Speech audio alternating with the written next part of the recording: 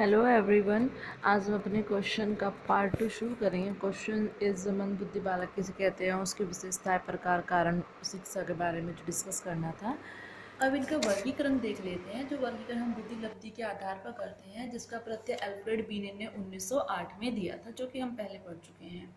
ठीक है, तो अब यूनेस्को के अनुसार देख लेते हैं कि यूनेस्को के अनुसार एक प्रकाशन में जो है उनकी बुद्धि लब्धि के स्तर पर उनको वर्गीकृत किया गया था, वो इस प्रकार से है कि हम एक तरफ हम रख लेते हैं मानसिक न्यूनता की श्रेणी, दूसरी तरफ हम रख लेते हैं बुद्धि स्तर। तो मानसिक न्यूनता की श्रेणी में जो आती है वो आती है जड़ बुद्धि, हीन बुद्धि, दुर्बल बुद्धि और मन तथा पिछड़ा बुद्धि। तो जो जड़ बुद्धि होती है, जड़ बुद्धि को हम 0 से 19 के बीच रखते हैं। हीन बुद्धि जो होती है उसको हम 20 से 49 के बीच रखते हैं। जो दुर्बल बुद्धि होती है उसको हम 50 से 69 के बीच रखते हैं, और मंद तथा पिछड़ा बुद्धि को हम 70 से 80 के बीच में रखते हैं। ठीक है, तो जो ये जड़ बुद्धि होती है, ये जो बच्चे होते हैं जिनका आईक्यू लेवल जो होता है वो 0 से 19 के बीच होता है। कुछ मनोवैज्ञानिकों के आधार पर इनका जो आईक्यू लेवल है वो 25 से कम होता है, यानी कि मतलब 25 तक होता है। तो इन बच्चों का मानसिक स्तर इतना निम्न श्रेणी का होता है कि ये अपना कोई भी कार्य स्वयं से नहीं कर पाते हैं। जैसे खाना खाना हुआ, नहाना हुआ, कपड़े पहनना हुआ, ये कुछ भी अपना कार्य खुद से नहीं कर पाते हैं। ये अपने हर कार्य के लिए दूसरे इंसान पर निर्भर होते हैं। ये अपना जीवन आत्मनिर्भर होकर नहीं जी सकते। हेलो एवरीवन, आज हम अपने क्वेश्चन का पार्ट 2 शुरू करेंगे, जिसमें हम मंद बुद्धि बालकों का वर्गीकरण डिस्कस करेंगे। चलो शुरू करते हैं। तो वो आपको टक्कर कर सकती है, आपका एक्सीडेंट हो सकता है, आप दुर्घटनाग्रस्त हो सकते हैं। तो इनको इस चीज़ का कोई एहसास नहीं होता, मतलब कि ये अपने जीवन की रक्षा भी नहीं कर पाते हैं। ये इनकी इतनी कैपेबिलिटी भी नहीं होती है कि ये अपने खुद के जीवन की रक्षा कर सके। तो ये बच्चे बहुत ही लाचार होते हैं और दूसरों पर ही निर्भर करते हैं। आगे है हीन बुद्धि। हीन बुद्धि जो है 20 से 49 रखा है। कुछ मनोवैज्ञानिकों के आधार पर जो हीन बुद्धि होती है वो 26 से 50 के बीच भी होती है।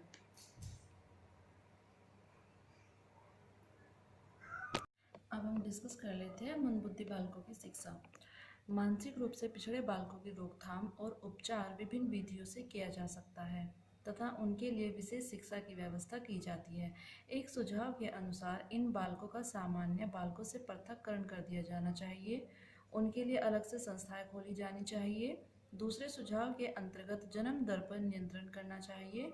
तीसरा सुझाव विशेष शैक्षणिक कार्यक्रमों को लागू करने के संबंध में है। अतः मंद बुद्धि बालकों के लिए जो है शिक्षा बहुत ही ज़रूरी है।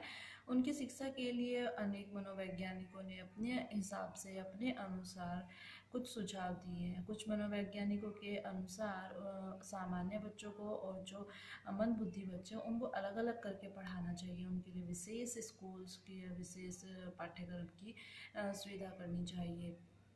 कुछ मनोवैज्ञानिकों के अनुसार कि जन्म दर पर नियंत्रण करना चाहिए, मतलब कि जिनके माता पिता मंद बुद्धि है तो उनको वो बच्चे पैदा ना करें, मतलब कि अगर वो बच्चे पैदा करेंगे तो उनकी वजह से उनके बच्चे भी मंद बुद्धि हो सकते हैं।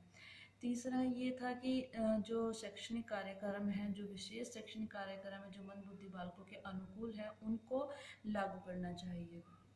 तो मंद बुद्धि बालकों की शिक्षा के लिए निम्नलिखित कदम उठाए जाते हैं।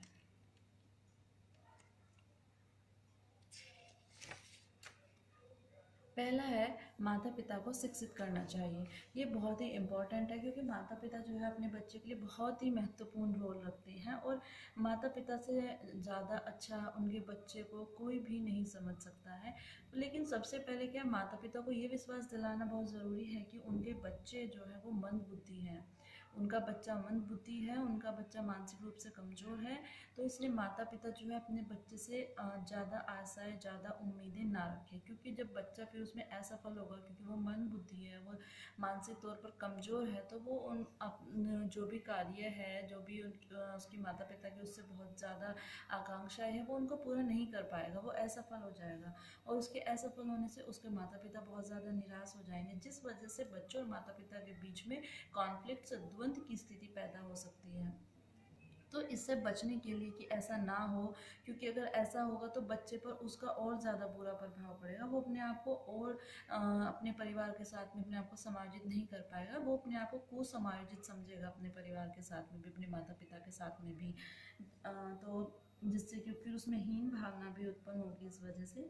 तो इस वजह से माता पिता को शिक्षित करना ज़रूरी है, क्योंकि माता पिता अगर शिक्षित भी हैं तब भी उनको ये तो नहीं पता होता है कि मंद बुद्धि बच्चों के साथ में किस तरह से बर्ताव करना है, किस तरह से उन्हें शिक्षित करना है, किस तरह से उन्हें चीज़ें समझानी है।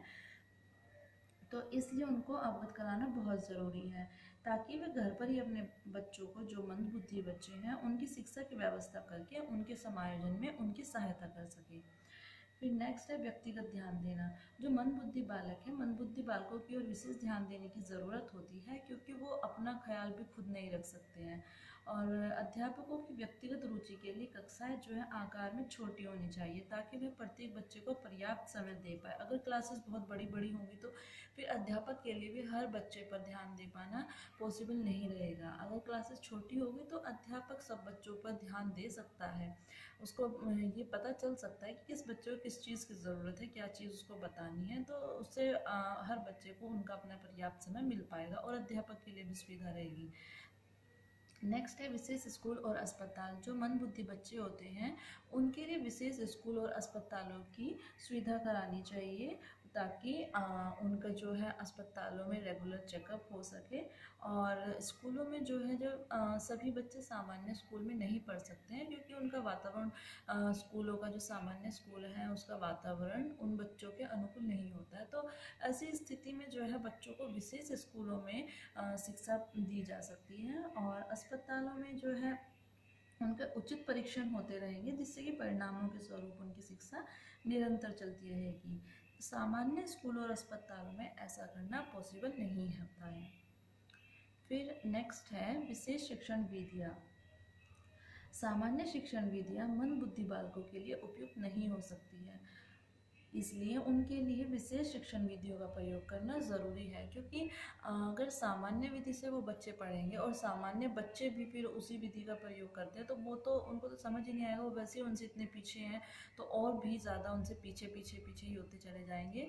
तो इसलिए जो मंदबुद्धि बच्चे हैं उनके लिए विशेष शिक्षण विधियाँ होनी चाहिए, ताकि वो उनको समझ सके। और जो विधियाँ वो बहुत ही सरल होनी चाहिए, और सरल होने के साथ साथ इंटरेस्टिंग भी होनी चाहिए, ताकि बच्चा को उसको पढ़ने में रुचि ले, उसको समझने में रुचि ले। और उसके लिए जो है उसको ऐसा उसको ज़्यादा समय देना चाहिए, उसको इस तरह का रखना चाहिए उसके साथ में कि वो ज़्यादा से ज़्यादा अभ्यास कर सके, ज़्यादा से ज़्यादा समय दे सके, तभी वो चीज़ों को समझ पाएगा। नेक्स्ट है विशेष पाठ्यक्रम। जो मंदबुद्धि बालक होते हैं वो सामान्य पाठ्यक्रम को सामान्य गति से नहीं सीख पाते और न ही सामान्य बालकों के साथ चल सकते हैं, इसलिए उनके लिए अलग से पाठ्यक्रम होना चाहिए। उनके लिए जो है कि वो किताबों के जो ज्ञान है वो उनके लिए यूज़फुल नहीं है इतना, तो इसलिए उनके लिए जो पुस्तक के ज्ञान है उसकी जगह जो हाथों से किया हुआ, जो हाथों एक तरह से कह सकते हैं कि हस्तकलाओं का जो शिक्षण है वो उनके लिए उपयोगी सिद्ध हो सकता है, ताकि वो उसको अपने लाइफ में यूज़ कर सकें। जो किताबी ज्ञान है उसका तो उनको कोई फ़ायदा नहीं होना है। नेक्स्ट है विशेष अध्यापक। जो मंदबुद्धि बच्चे हैं उनके शिक्षा प्रशिक्षण के लिए विशेष रूप से प्रशिक्षित अध्यापकों की आवश्यकता होती है, क्योंकि सामान्य अध्यापकों के लिए उन्हें शिक्षित करना कठिन हो सकता है। क्योंकि जो मंदबुद्धि बच्चों को पढ़ाने वाला जो अध्यापक है, मंदबुद्धि बच्चों को शिक्षित करने वाला जो अध्यापक है, वो बहुत ही सहानुभूतिपूर्ण और प्रेमपूर्ण होना चाहिए।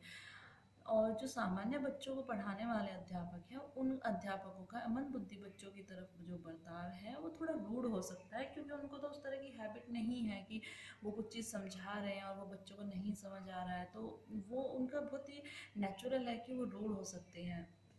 लेकिन जो विशेष अध्यापक है, जो प्रशिक्षित अध्यापक है इन विशेष बच्चों के लिए, उनके साथ में इस तरह की समस्या नहीं होगी, क्योंकि वो उस तरह से ही प्रशिक्षित है, तो उनका बर्ताव उनके जो मंदबुद्धि बच्चे हैं उनके प्रति बहुत प्रेमपूर्ण और सहानुभूतिपूर्ण ही रहेगा। क्योंकि उस अध्यापक को पता है कि ये बच्चे जो हैं थोड़ा सा मानसिक रूप से कमज़ोर हैं, तो इन लोगों को समझने में थोड़ा टाइम लगेगा, और वो अध्यापक उनसे ज़्यादा आशाएं भी नहीं रखेगा। लेकिन जो सामान्य विद्यालय में पढ़ाने वाले अध्यापक है उनका नेचुरल है कि उनकी आशाएं उच्च ही होती हैं, तो इसलिए उनका रूढ़ होना भी थोड़ा सा नॉर्मल ही है। तो इसलिए जो विशेष बच्चे हैं उनके लिए विशेष अध्यापक का होना ज़रूरी है। नेक्स्ट है विशेष कक्षा। जो मंदबुद्धि बच्चे होते हैं उनके लिए विशेष कक्षा की व्यवस्था का होना ज़रूरी है। और कक्षा इस तरह की होनी चाहिए कि उसका आकार छोटा हो, मतलब कि उसमें जो है कक्षा में एक साथ थोड़े ही बच्चे पढ़ सकें, और उनके लिए विशेष पाठ्यक्रम की व्यवस्था हो, और वातावरण भी उन बच्चों के ही अनुकूल होना चाहिए, नहीं तो वो उस कक्षा में नहीं पढ़ पाएंगे, क्योंकि उनका वातावरण ही उनको अपने अनुकूल नहीं लगेगा, तो वो वहाँ अपने आप को सहज महसूस नहीं कर पाएंगे। नेक्स्ट है आवासीय प्रशिक्षण। जो विशेष बच्चे हैं, जो मंदबुद्धि बच्चे हैं, उन बच्चों के लिए सभी बच्चों के लिए ऐसा पॉसिबल नहीं है कि वो स्कूलों में जाकर या विशेष स्कूलों में जाकर शिक्षा प्राप्त कर सकें। तो उनके लिए इस तरह की व्यवस्था होनी चाहिए ताकि वो अपने घर पर ही शिक्षित हो सकें, उनको उनके घर पर ही प्रशिक्षित किया जा सके। नेक्स्ट है दृश्य श्रव्य सामग्री का प्रयोग। मंदबुद्धि बालकों को शिक्षित करने के लिए, उनको शिक्षा प्रदान करने के लिए दृश्य श्रव्य सामग्री का प्रयोग होना चाहिए। ये दृश्य श्रव्य सामग्री जैसे वो देखकर या सुनकर अगर किसी चीज़ को करेंगे, समझेंगे, तो वो उनको ज़्यादा बेनिफिट करेगा, उनको वो चीज़ें ज़्यादा समझ में आएगी, क्योंकि जो चीज़ हम टीवी में देखते हैं ना, वो हम पढ़ने की बजाय हमें वो टीवी वाली चीज़ें ज़्यादा याद रहती हैं। जैसे चार्ट है, मॉडल है, रेडियो है, टीवी है, ग्लोब है, तो हम इन चीज़ों का प्रयोग कर सकते हैं। उससे बच्चे की रुचि भी बढ़ेगी, उसका मन भी करेगा पढ़ने का, क्योंकि वो चीज़ें अलग अलग चीज़ें देखेगा तो उसका मन करेगा कि हाँ उसको ये कार्य करना है। नेक्स्ट है पारिवारिक उत्तरदायित्व। माता पिता को यह स्वीकार करना बहुत ज़रूरी है कि उनका बच्चा मंदबुद्धि है, ताकि वे समस्या का मुकाबला साहसपूर्ण कर सकें। बच्चों को मेडिकल चेकअप कर बताते रहना चाहिए तथा उन्हें स्नेह, सुरक्षा और सहानुभूति प्रदान करें। तो पारिवारिक उत्तरदायित्व मंदबुद्धि बच्चों के लिए बहुत ही इम्पॉर्टेंट रोल रखता है। अगर उसे परिवार से ही सहानुभूति नहीं मिलेगी तो स्कूल, समाज में तो उसको उम्मीद भी नहीं रहेगी। तो परिवार उसके लिए बहुत इम्पॉर्टेंट रोल है। Thank you for watching my video. अगर आपको मेरी वीडियो अच्छी लगी तो प्लीज़ लाइक कीजिए, शेयर कीजिए एंड सब्सक्राइब कीजिए। Thank you. हम बुद्धि लब्धि के आधार पर वर्गीकरण देख लेते हैं। जो बुद्धि लब्धि के आधार पर मंद बुद्धि बालों की मानसिक न्यूनता की श्रेणी का डिफाइन किया जाता है, जिसका प्रत्यय जो मानसिक स्तर पर मंद बुद्धि बालकों के वर्गीकरण करने के लिए जो प्रत्यय दिया गया था बुद्धि लब्धि का, वो अल्फ्रेड बिने ने 1908 में दिया था, जो कि हम पहले पढ़ चुके हैं। तो यहाँ पर जो यूनेस्को के एक प्रकाशन में मंद बुद्धि बालकों की बुद्धि लब्धि के स्तर प्रकाशित किए गए थे, उसको हम यहाँ पर देख लेते हैं। तो हम एक तरफ रख रहे हैं मानसिक न्यूनता की श्रेणी, दूसरी तरफ बुद्धि स्तर। तो जो मानसिक न्यूनता की श्रेणी है उसमें कौन कौन सी बुद्धियाँ आती हैं, तो वो 4 बुद्धियों में हमने उसको बांटा हुआ है। वो कौन कौन से, वो जड़ बुद्धि है, हीन बुद्धि है, दुर्बल बुद्धि है और मन तथा पिछड़ा बुद्धि है। तो जो जड़ बुद्धि है उसे 0 से 19 के बीच रखा गया है, हीन बुद्धि को 20 से 49 के बीच रखा गया है, दुर्बल बुद्धि को 50 से 69 के बीच और मन तथा पिछड़ा बुद्धि को 70 से 80 के बीच रखा गया है। जो जड़ बुद्धि होती है, कुछ मनोवैज्ञानिकों के आधार पर, कुछ मनोवैज्ञानिकों के अनुसार उन्होंने उसको 20 से कम उनकी बुद्धि स्तर को माना है, मतलब कि 20 से 25 के आसपास तक उनकी बुद्धि लब्धि स्तर हो सकता है। लेकिन जो ये जड़ बुद्धि होती है, ये जड़ बुद्धि बहुत ही निम्न श्रेणी की होती है। ये बच्चे अपना कोई भी कार्य नहीं कर पाते, जैसे कि खाना हुआ, उठना बैठना हुआ, कपड़े पहनना हुआ, ये सब चीज़ें ये नहीं कर पाते हैं। ये अपने जीवन की रक्षा तक स्वयं नहीं कर पाते हैं। जैसे कि अगर रोड पर ये चल रहे हैं तो अगर सामने से कार आ रही है तो इनको इस चीज़ का भी आभास नहीं होता है कि वो इनको टक्कर कर सकती है या वो इनको दुर्घटनाग्रस्त कर सकती है। तो इनको इस चीज़ का कोई भी ज्ञान नहीं है, ये इस चीज़ को नहीं समझ पाते हैं कि इनको चोट लग सकती है या इनकी जान जा सकती है। तो ये अपने जीवन की रक्षा भी स्वयं नहीं कर सकते हैं, ये हर कार्य के लिए दूसरों पर निर्भर रहते हैं। ये बच्चे बहुत ही लाचार होते हैं। दूसरी है हीन बुद्धि, जिसे 20 से 49 के बीच इसका बुद्धि स्तर है। तो इसको कुछ मनोवैज्ञानिकों ने इसके स्तर को 26 से 50 तक भी माना है। ये बच्चे ऐसे होते हैं जो कि जो डेली रूटीन के इनके कुछ कार्य होते हैं, दिनचर्या के जो कुछ कार्य होते हैं, वो उनको सिखाए जा सकते हैं, तो ये उसे सीखने में सक्षम रहते हैं। इनको अपने जीवन की रक्षा करना भी सिखाया जा सकता है, उसके प्रति भी ये सचेत हो सकते हैं। और ये भी अपना जीवन स्वयं से तो स्वतंत्र रूप से नहीं जी सकते हैं, ये भी दूसरों पर ही निर्भर रहते हैं। ये भी अपने स्वयं की देखभाल नहीं कर पाते हैं।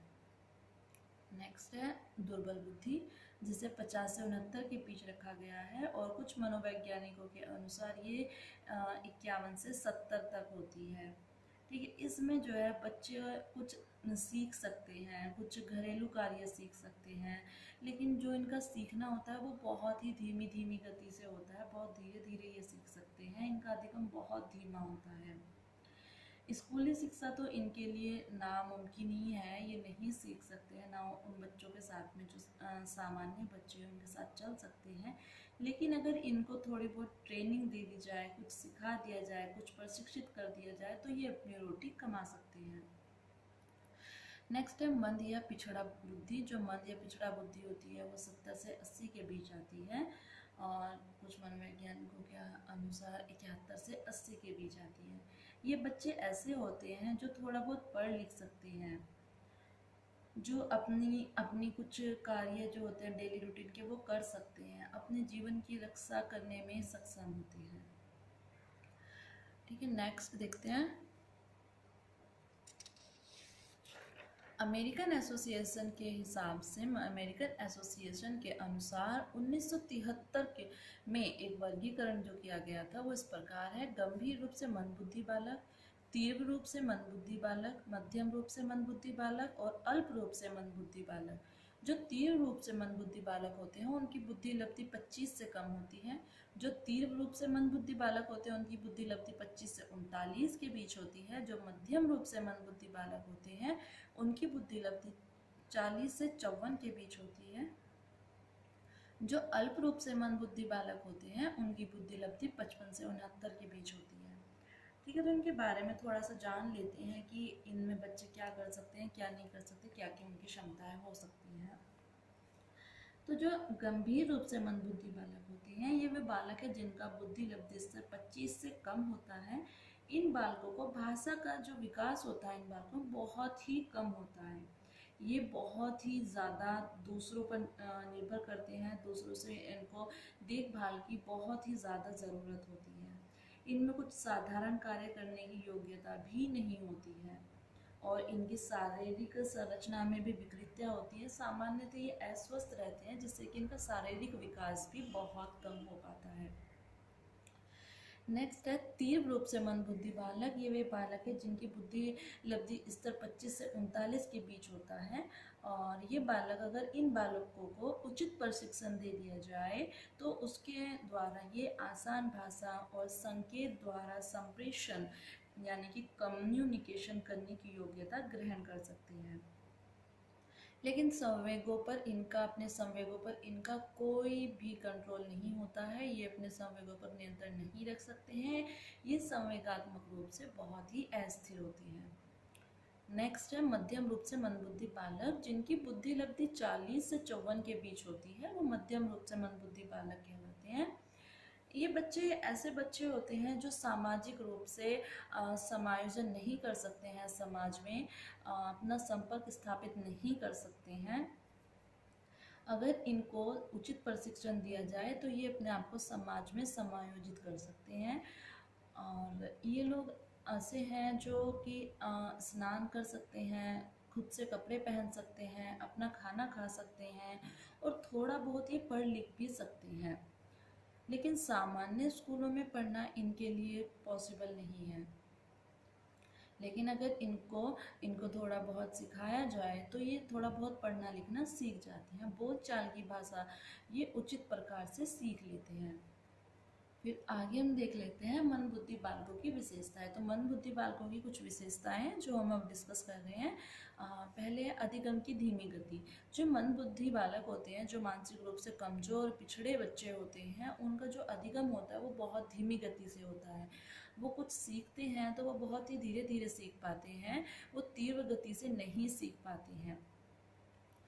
अगर इनका कुछ सीखने का मन कर रहा है तो इनको अगर कुछ प्रशिक्षण दिया जाए, इनको कुछ सिखाया जाए तो ये सीख लेते हैं। लेकिन यही है कि उनका अधिगम बहुत ही धीमी गति से होता है, बहुत धीमी गति से ये किसी चीज़ को सीख पाते हैं। दूसरा है शारीरिक हीनता। इस प्रकार के बच्चों में शारीरिक हीनता भी आ जाती है, उनका शरीर विकृत हो जाता है और जो सामान्य बच्चे होते हैं उनका सामना करने की इनमें शक्ति बहुत कम होती है, क्योंकि एक तो ये अस्वस्थ रहते हैं और जब अस्वस्थ रहेंगे तो उनका शारीरिक विकास भी बहुत ही कम होता है। ठीक है। और कुछ इनके शरीर में विकृतियाँ भी होती है, किसी को आंखों का दोष है, कोई बोल नहीं सकता है, तो ऐसी बहुत सारी चीज़ें इनके शारीरिक हीनता का कारण बनती है। नेक्स्ट है संवेगात्मक अस्थिरता। जो मानसिक रूप से पिछड़े बच्चे होते हैं, जो मंद बुद्धि बच्चे होते हैं, वो संवेगात्मक रूप से अस्थिर होते हैं। इनका अपने संवेगों पर कोई नियंत्रण नहीं होता है। ये बहुत उत्तेजक भी हो सकते हैं, बहुत आक्रामक भी हो सकते हैं। ये अपने क्रोध को अपने कंट्रोल में नहीं कर सकते हैं। ये इतने जो बच्चे बहुत निम्न श्रेणी के होते हैं वो ऐसे हो जाते हैं कि मतलब वो अपने जीने की इच्छा भी खो बैठते हैं, क्योंकि वो अपनी जो उनकी ज़रूरतें हैं, जो बहुत ही उनकी मूलभूत आवश्यकताएं हैं, वो उसकी अभिव्यक्ति करने में भी असमर्थ होते हैं। वो अपनी आवश्यकताओं के बारे में भी किसी को नहीं कह सकते हैं कि मुझे ये चाहिए, मतलब वो इतने असहाय, इतने लाचार होते हैं। नेक्स्ट है अपूर्ण व दोषपूर्ण शब्दावली। जो मंद बुद्धि बालक या पिछड़े बालक होते हैं, जो मानसिक रूप से कमजोर बच्चे होते हैं, उनकी शब्दावली अपूर्ण होती है और दोषपूर्ण होती है। उन्हें भाषा का ज़्यादा ज्ञान नहीं होता है, उन्हें जो ज्ञान होता है वो बहुत ही सीमित होता है। नेक्स्ट है दूसरों पर निर्भरता। ये बच्चे जो है अपना जीवन खुद से व्यतीत नहीं कर सकते हैं, ये दूसरों पर निर्भर रहते हैं। ये भी छोटी छोटी सी चीज़ों के लिए भी, जैसे खाना हुआ, नहाना, इन सब चीज़ों के लिए भी दूसरों पर निर्भर करते हैं। अपने जीवन की रक्षा तक ये स्वयं नहीं कर पाते हैं, तो ये हमेशा दूसरों पर ही निर्भर रहकर अपना जीवन व्यतीत कर सकते हैं। नेक्स्ट है समायोजन का अभाव। ये बच्चे एक तो स्कूल नहीं जा पाते हैं, इनको अच्छी तरीके से स्कूली शिक्षा नहीं मिल पाती, स्कूली ज्ञान बहुत कम हो पाता है, तो उस वजह से इन्हें समायोजन करने में भी बहुत समस्या होती है। ये अपने परिवार में भी और वातावरण संबंधी विभिन्न समस्याओं का सामना इनको समायोजन करने में करना पड़ता है। ये बहुत ही असहाय और हीन भावना से ग्रसित महसूस करते हैं। ये परिस्थिति के अनुसार स्वयं को समायोजित नहीं कर पाते हैं, और कर भी लेते हैं तो इनकी क्षमता समायोजन करने की बहुत ही कम होती है। प्रोत्साहन का अभाव। जो ऐसे बच्चे होते हैं उनमें प्रोत्साहन की कमी रहती है, तथा इनको स्कूल में जाने की इच्छा भी बिल्कुल नहीं होती है, क्योंकि स्कूलों में जब ये दूसरे बच्चों से पिछड़े रहते हैं कक्षा में, वो अध्यापक कोई कार्य इनको सिखा रहा है तो ये उसे सीख नहीं पाते हैं। बार बार अध्यापक के सिखाने के बाद भी ये नहीं सीख पाते, तो अध्यापक का व्यवहार इनके प्रति थोड़ा रूड हो जाता है। वो इनको डांटते हैं, वो इनको दंड भी देते हैं, क्लासरूम से बाहर निकाल देते हैं या खड़ा कर देते हैं, तो जिससे कि इन्हें दूसरे बच्चों के सामने अपने आप में से हीन भावना सी महसूस होती है कि वो ये कार्य नहीं कर पा रहे हैं जो उनके साथ वाले बच्चे कर पा रहे हैं। तो इस वजह से इन्हें स्कूलों में भी जाने की मन नहीं करता है, इनको कोई प्रोत्साहित भी नहीं करता है किसी चीज़ को लेकर। जैसे स्कूल में गतिविधियाँ भी होती है तो उसमें हिस्सा लेने के लिए भी इनको कोई प्रोत्साहित नहीं करता है। सब इनसे दूरियाँ बना के रखना चाहते हैं, इनसे बात नहीं करना चाहते, मेल जोल नहीं बढ़ाना चाहते हैं। तो जिस वजह से इनका जो है जो अनैतिक कार्य होते हैं और अपराध की ओर इनका झुकाव बढ़ जाता है, क्योंकि इनको कोई भी आसानी से अपनी बातों में ले सकता है, और जो समाज के विरुद्ध कार्य है वो इनसे आसानी से करवा सकता है अपनी बातों में लेकर। नेक्स्ट है सृजनात्मकता की कमी। इनमें जो है सृजनात्मकता की कमी भी होती है। जो इनकी जो रुचियाँ होती हैं वो बहुत सीमित होती है, बहुत सीमित क्षेत्रों में होती हैं, और ये एक समय में एक ही कार्य में अपनी रुचि का प्रदर्शन करने में सक्षम होती हैं।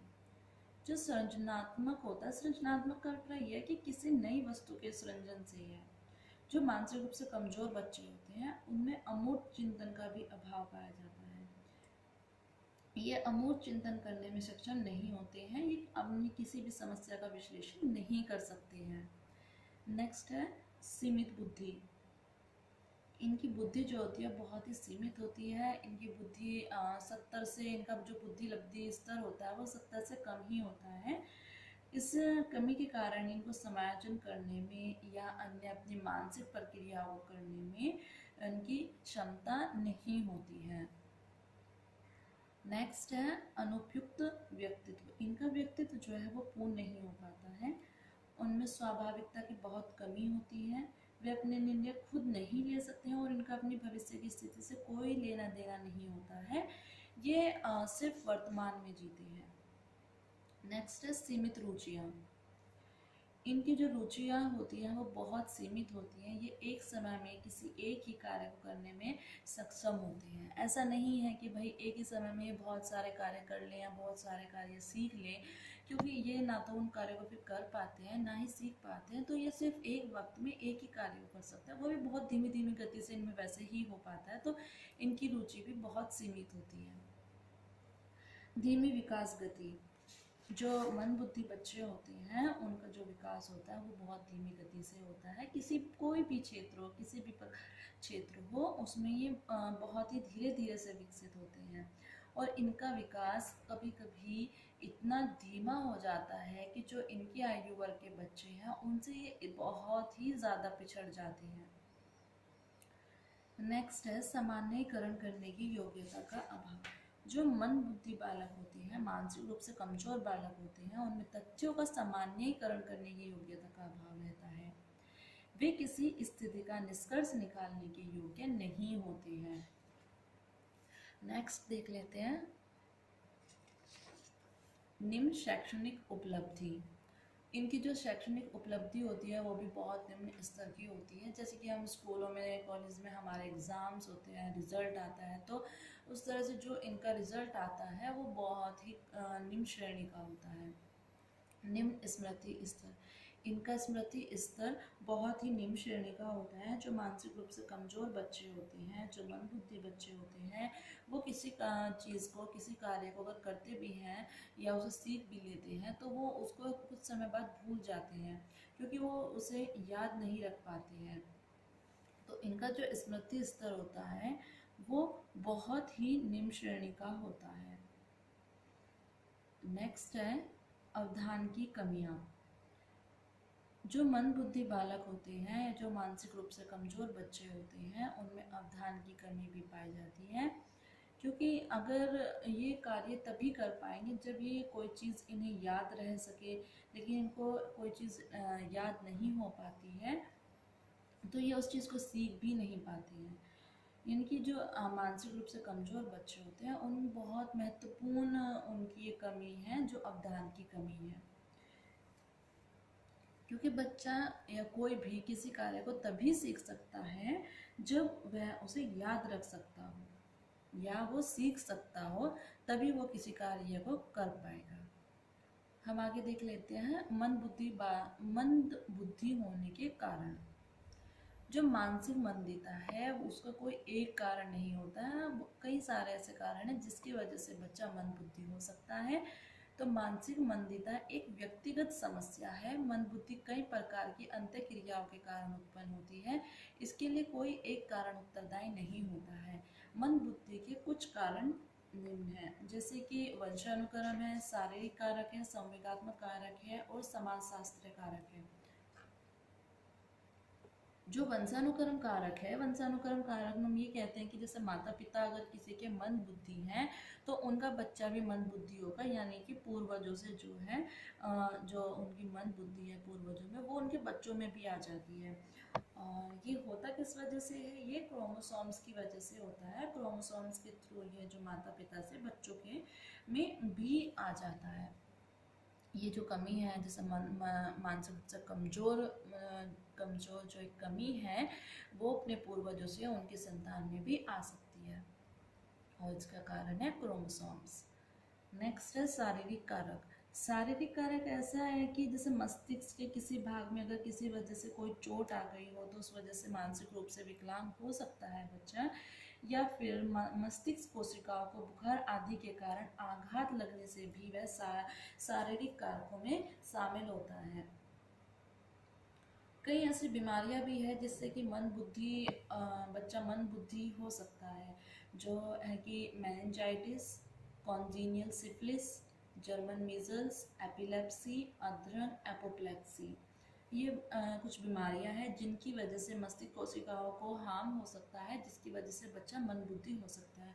और भी बहुत से रीज़न हैं, जैसे कि गर्भावस्था के दौरान माँ का थोड़ा सा स्ट्रेस में रहना, या माँ को संतुलित खाना ना मिल पाना, या फिर डिलीवरी के टाइम जन्म के समय में जो औजार होते हैं बच्चे की डिलीवरी के लिए, तो उस औजार से बच्चा जन्म लेता है तो उसके सर पर चोट लग जाना, या दबाव पड़ जाना, या घाव बन जाना, तो उस वजह से भी बच्चा मंदबुद्धि हो सकता है। संवेगात्मक कारक, जो मानसिक रूप से पिछड़े बालक होते हैं वो संवेगात्मक रूप से समायोजित नहीं हो पाते हैं, वो संवेगात्मक रूप से कुसमायोजित होते हैं। ऐसा देखा गया है कि इस प्रकार के बच्चे कई बार बहुत ज़्यादा उत्तेजक हो जाते हैं। इन बालकों का संवेगात्मक असंतुलन का प्रभाव उनकी शैक्षणिक उपलब्धि पर भी पड़ता है, और ये इसलिए होता है क्योंकि ये अपने संवेगों पर नियंत्रण नहीं कर पाते हैं, क्योंकि इन्हें किसी प्रकार का प्रशिक्षण नहीं दिया जाता है। अगर इनको प्रशिक्षित किया जाए, इनको प्रशिक्षण दिया जाए, तो ये अपने संवेगों पर नियंत्रण पा सकते हैं और इनको समायोजन करने में भी कोई समस्या नहीं होगी, मतलब कि इनकी समस्या बहुत कम हो सकती है, ये समायोजन कर पाने में थोड़ा सक्षम हो सकते हैं। नेक्स्ट है समाजशास्त्रीय कारक। समाजशास्त्रीय कारक भी मानसिक पिछड़ेपन में अपना योगदान देते हैं। कुछ समाजशास्त्रियों का मत है कि मानसिक पिछड़ापन परिवार की आर्थिक और सामाजिक परिस्थितियों के कारण भी होता है। अब हम देख लेते हैं मंदबुद्धि बालकों को क्या क्या समस्याएं उनके जीवन में फेस करनी पड़ती हैं। तो उसकी बहुत सारी समस्याएं हैं जो हम डिस्कस कर रहे हैं। पहले है समायोजन संबंधी समस्या। तो उसको समायोजन करने में समस्या का सामना करना पड़ता है, जैसे परिवार में समायोजन हो गया, स्कूल में समायोजन हो गया, समाज में समायोजन हो गया। तो सबसे पहले हम देख लेते हैं परिवार में समायोजन। तो परिवार में समायोजन करने में जो मंदबुद्धि बालक होते हैं उनको परेशानी का सामना, समस्या का सामना करना पड़ सकता है, क्योंकि जो माता पिता होते हैं उनको सबसे पहले उनको ये विश्वास दिलाना बहुत ज़रूरी है कि उनका बच्चा मंदबुद्धि है, क्योंकि अगर वो ये विश्वास ही नहीं करेंगे कि उनका बच्चा मंदबुद्धि है, या उनको पता नहीं चलेगा, या उस बात को वो एक्सेप्ट नहीं करेंगे कि उनका बच्चा मानसिक रूप से कमज़ोर है, वो सामान्य बच्चों की तरह कार्य नहीं कर सकता है, सामान्य बच्चों से उसका बुद्धि लब्धि स्तर बहुत कम है, निम्न श्रेणी का है, तो वो अपने बच्चे से बहुत ही ज़्यादा आकांक्षाएं रखेंगे, और फिर वो बच्चा उसकी आकांक्षाओं पर, उनकी उम्मीदों पर खरा नहीं उतरेगा, तो वो असफल होगा, तो माता पिता को दुख होता है, निराश होते हैं, जिस वजह से बच्चे और माता पिता के बीच में एक द्वंद्व की स्थिति, उनके बीच में कॉन्फ्लिक्ट्स की स्थिति पैदा हो जाती है, जिससे बच्चे को असहज महसूस होने लगता है, और माता पिता भी उसके साथ में अच्छा बर्ताव नहीं करते हैं, थोड़ा सा उसको अपने से अलग महसूस कराने की कोशिश करते हैं, क्योंकि वो दुखी होते हैं। ऐसा नहीं कि वो अपने बच्चे को पसंद नहीं करते, वो भी दुखी हो जाते हैं कि उनका बच्चा उनकी उम्मीदों पर खरा नहीं उतर पा रहा है, या वो अच्छे से पढ़ता नहीं है, या वो किसी भी कार्य को अच्छे से नहीं कर पाता है, तो वो भी दुखी रहते हैं। तो इसके लिए, ताकि इस तरह की स्थिति पैदा ना हो, तो इसके लिए माता पिता को ये विश्वास दिलाना बहुत ज़रूरी है कि उनका बच्चा मानसिक रूप से कमज़ोर है, तो उससे ज़्यादा आकांक्षाएं ना रखें, बल्कि उसके साथ थोड़ा सहानुभूतिपूर्ण व्यवहार करें, और उसे धीरे धीरे समझाने की या कोई भी कार्य बताने की, सिखाने की कोशिश की जाए, ताकि वो थोड़ा थोड़ा धीरे धीरे उन चीज़ों को सीख ले। ऐसे माता पिता के अलावा जो परिवार के अन्य सदस्य होते हैं वो भी फिर इन बच्चों के साथ में अच्छा बर्ताव नहीं रखते हैं, जिससे कि बच्चा अपने आप को परिवार में समायोजित करने में अपने आप को समायोजित करने में समस्या महसूस करने लगता है, वो अपने आप को परिवार में कुसमायोजित महसूस करने लगता है। नेक्स्ट है स्कूल में समायोजन। कई बार देखा जाता है कि जो मंदबुद्धि बालक होते हैं, मंदबुद्धि बालक को स्कूल में, कक्षाओं में अध्यापकों का असहानुभूतिपूर्ण व्यवहार का सामना करना पड़ता है। ऐसे में बालक को जो अध्यापक की सामान्य विधियों से कुछ भी सीखने में असमर्थ होते हैं, जिसके परिणाम स्वरूप उन्हें अध्यापकों की डांट सुननी पड़ती है, या उन्हें दंड भी दिया जाता है। अब जैसे कोई अध्यापक कक्षा में कुछ सिखा रहा है और बच्चा नहीं सीख पा रहा है, वो कोशिश भी करे तो जब वो मानसिक रूप से कमजोर है तो उसे कैसे समझ में आएगा, उसे नहीं समझ आ रहा है। तो अध्यापक को भी समझना चाहिए, ना कि उसको एकदम रूड हो जाना चाहिए और बच्चे को क्लासरूम से बाहर निकाल दो या फिर खड़ा कर दो उसको सबके सामने या उसको दंडित करो। तो इसकी वजह से बच्चे को ऐसा लगने लगता है कि वो दूसरे बच्चों से अलग है, उसको स्कूल से घृणा होने लगती है, उसके अंदर हीन भावना आने लगती है। तो अध्यापक को उसके साथ में थोड़ा सहानुभूतिपूर्ण बर्ताव रखना चाहिए, क्योंकि अगर वैसा नहीं करेगा तो उसको स्कूल में समायोजन करने में समस्या महसूस होने लगती है। नेक्स्ट है समाज में समायोजन। समाज के अन्य वर्ग के लोग भी जो मंदबुद्धि बालक होते हैं उनको हीन भावना से देखने लगते हैं, उनसे उन्हें मेल जोल करना अच्छा नहीं लगता है, उनसे बातचीत करना अच्छा नहीं लगता है। और ये सब देखकर जो मंदबुद्धि बालक होते हैं उनके अंदर हीन भावना पैदा होना शुरू हो जाती है। समाज के अन्य सदस्य को सम्मान भी स्वयं को समाज में समायोजित नहीं कर पाते हैं और उनका सामाजिक विकास भी फिर सामान्य रूप से नहीं हो पाता है। नेक्स्ट देख लेते हैं संवेगात्मक समस्याएं। जो मंदबुद्धि बालक होते हैं या जो मानसिक रूप से कमजोर बच्चे होते हैं वो घर, स्कूल, समाज आदि में वातावरण न मिलने के कारण कुसमायोजित बालक संवेगात्मक रूप से परिपक्व नहीं हो सकते हैं। उनका अपने संवेगों पर कोई नियंत्रण नहीं रह पाता है और क्योंकि उनको कोई प्रशिक्षण तो दिया नहीं जाता है तो उस वजह से वो अपने संवेगों पर नियंत्रण नहीं कर पाते हैं, वो संवेगात्मक रूप से अपरिपक्व रहते हैं। कई बार ऐसा देखते हैं कि ये जो बालक होते हैं, मंदबुद्धि बालक होते हैं, वो छोटी छोटी सी बातों पर रोने लगते हैं, झगड़ने लगते हैं, गुस्सा करने लगते हैं। तो वो अपने संवेगों को अपने नियंत्रण में नहीं रख पाते हैं और उन्हें संवेगात्मक रूप से समस्याएं होने लगती हैं। नेक्स्ट है शारीरिक और मानसिक विकास की समस्या। जो मंदबुद्धि बालक होते हैं उनको शारीरिक और मानसिक विकास के सामान्य बालकों की तरह नहीं हो पाता। वो अपने जो डेली के कार्य हैं, खाना पीना, बोलना उठना, वो सब भी अच्छे से नहीं कर पाते हैं, क्योंकि उनमें उतनी उनकी जो मानसिक क्षमता है वो उतनी नहीं है कि वो उन कार्यों को सीख पाए। उनमें अमूर्त चिंतन की योग्यता नहीं होती है, उनका ध्यान भी किसी भी कार्य पर केंद्रित नहीं हो पाता। अगर वो किसी कार्य करना भी चाहे तो उसे बहुत लंबे समय तक उस पर अपना ध्यान केंद्रित नहीं कर पाती हैं। इसी वजह से वो जल्दी से कोई चीज़ें सीख भी नहीं पाते हैं। उनकी रुचियाँ भी बहुत सीमित होती है, वो एक समय में सिर्फ एक ही कार्य कर पाते हैं, एक ही कार्य में अपनी रुचि का प्रदर्शन कर पाते हैं। हम देख लेते हैं मंदबुद्धि बालकों की पहचान कैसे की जा सकती है, क्योंकि मंदबुद्धि बालकों की पहचान करना बहुत ही आवश्यक है, क्योंकि जब तक उनकी पहचान नहीं होगी, उनको हम उचित प्रशिक्षण नहीं दे सकते हैं, तो उनकी पहचान करना बहुत ज़रूरी है। तो जो कक्षा में मंदबुद्धि बालक होते हैं उनकी पहचान करना एक अध्यापक के लिए चुनौतीपूर्ण कार्य होता है और अध्यापक को इस कार्य को स्वीकार भी करना चाहिए। इस चुनौती के लिए हमेशा तैयार भी रहना चाहिए। बालकों की पहचान करना आवश्यक है, क्योंकि अगर उनकी पहचान हो जाएगी समय पर और जल्दी से हो जाएगी तो जल्दी से उनको शिक्षित किया जा सकता है, उनको प्रशिक्षण की उनकी व्यवस्था की जा सकती है। तो उनकी पहचान के लिए कुछ विधियाँ अपनाई जा सकती हैं जो है, जैसे बुद्धि परीक्षण हो गई, उपलब्धि परीक्षणों के द्वारा हम उनकी जांच कर सकते हैं और विशेषताओं की कसौटी मानकर। तो हम देख लेते हैं बुद्धि परीक्षण में। बुद्धि परीक्षण का क्या है कि जो मंदबुद्धि बालक होते हैं उनकी पहचान के लिए बुद्धि परीक्षण की विधि अच्छी रहती है, उचित रहती है। इसके परीक्षण के लिए हम उनको इंडिविजुअल अलग अलग से एक बच्चे का या सामूहिक रूप से बहुत सारे बच्चों को एक साथ लेकर भाषा या अभाषाई व्यक्तिगत परीक्षण किए जा सकते हैं। बुद्धि परीक्षण, जो मंदबुद्धि बालक होते हैं, मंदबुद्धि बालकों की पहचान के लिए जो बुद्धि परीक्षण है वो एक उचित विधि है, उचित प्रयोग है। ये परीक्षण व्यक्तिगत या सामूहिक, भाषा या अभाषाई हो सकते हैं। जो बहुत ही छोटे बच्चे हैं उनको अभाषाई और व्यक्तिगत परीक्षण ही दिए जा सकते हैं। इस कार्य के लिए नई दिल्ली में हौज खास में बाल कल्याण विभाग द्वारा संचालित विभाग में बच्चों की बुद्धि परीक्षण की व्यवस्था भारत सरकार द्वारा की गई है। तो अध्यापक जो है, जो मंदबुद्धि बालक है, उनके माता पिता को वहां जाने की सुझाव दे सकते हैं।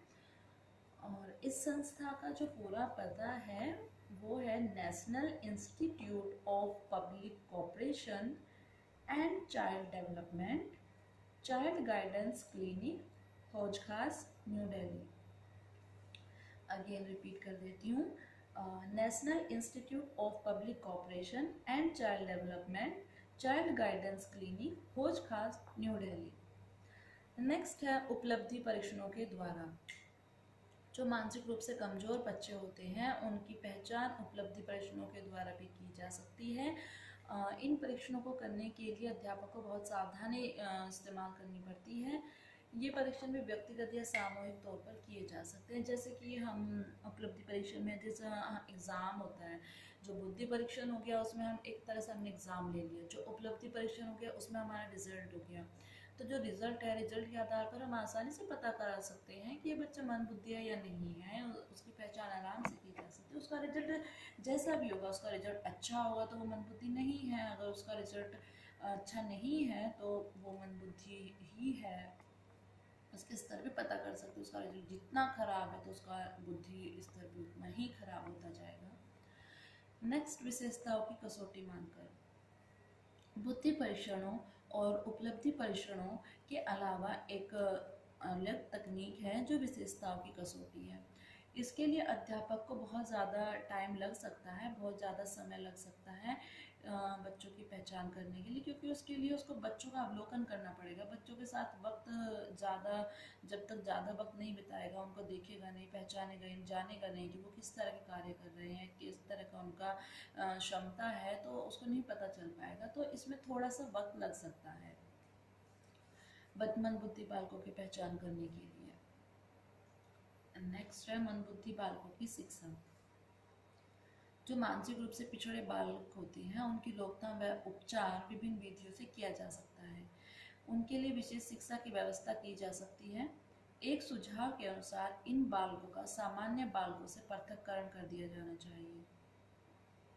उनके लिए अलग से संस्थाएं खोली जानी चाहिए। दूसरे सुझाव के अनुसार जन्म दर पर नियंत्रण करना चाहिए। तीसरे सुझाव के अनुसार विशेष शैक्षणिक कार्यक्रमों को लागू करने के संबंध में है।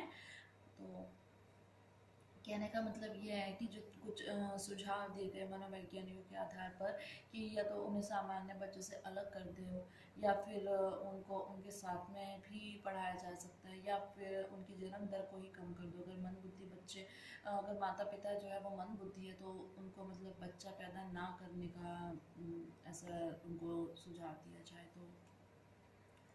तो इनकी शिक्षा के लिए हम निम्नलिखित कदम उठाए जाते हैं, देख लेते हैं। तो वो है कि माता पिता को शिक्षित करना। माता पिता बच्चे के लिए सबसे अहम रोल होते हैं, क्योंकि माता पिता अपने बच्चे को बहुत अच्छे से जानते हैं, वो समझ सकते हैं कि उसको किस तरह से ट्रीट करना है। तो लेकिन अगर मंदबुद्धि बच्चा है तो माता पिता अगर शिक्षित भी है तो उसको नहीं पता होता है कि जो मंदबुद्धि बच्चा है उसको हमें किस तरह से उसके साथ में बर्ताव करना है।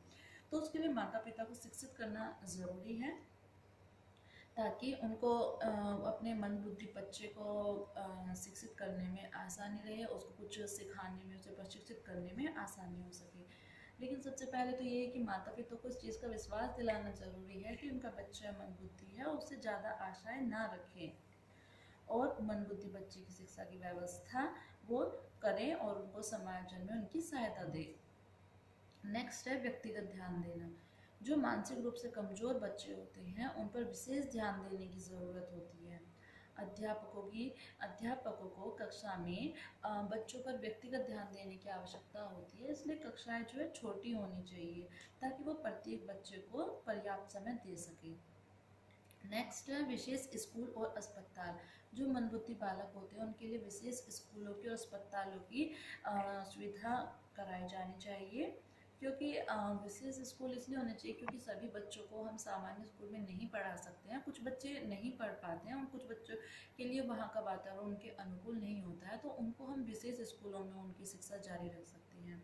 और अस्पताल होने ज़रूरी हैं ताकि उनके उचित प्रशिक्षण होते रहें और परिणामों के स्वरूप उनकी शिक्षा निरंतर चलती रहे। सामान्य स्कूलों और अस्पतालों में ऐसा करना संभव नहीं है।